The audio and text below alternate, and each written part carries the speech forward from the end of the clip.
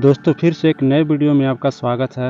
आज के इस वीडियो के अंदर हमने बच्चों के बॉल से एक गेट लाइट बनाकर दिखाया है। आप देख सकते हैं गेट लाइट देखने में कितना मस्त लग रहा है और इसका लुक बाजार में बिकने वाले गेट लाइट की तरह है। आप देख सकते हैं इसका लाइट भी कितना जबरदस्त है। वीडियो शुरू करने से पहले आपसे एक छोटी सी रिक्वेस्ट, यदि आप इस चैनल पर पहली बार हैं तो वीडियो कर दे लाइक, चैनल को कर दे सब्सक्राइब, साथ में दबा दीजिए बेल आइकन ताकि इस तरह की वीडियो सबसे पहले आप देख सकें। तो चलिए वीडियो करते हैं स्टार्ट।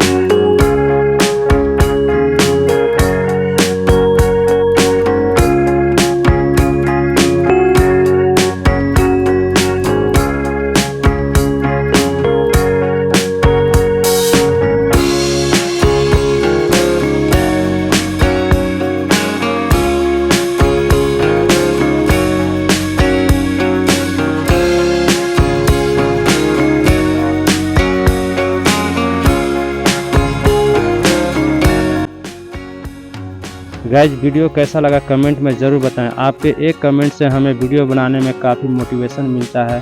तो गाइज मिलते हैं फिर से एक नए वीडियो में, तब तक के लिए गुड बाय।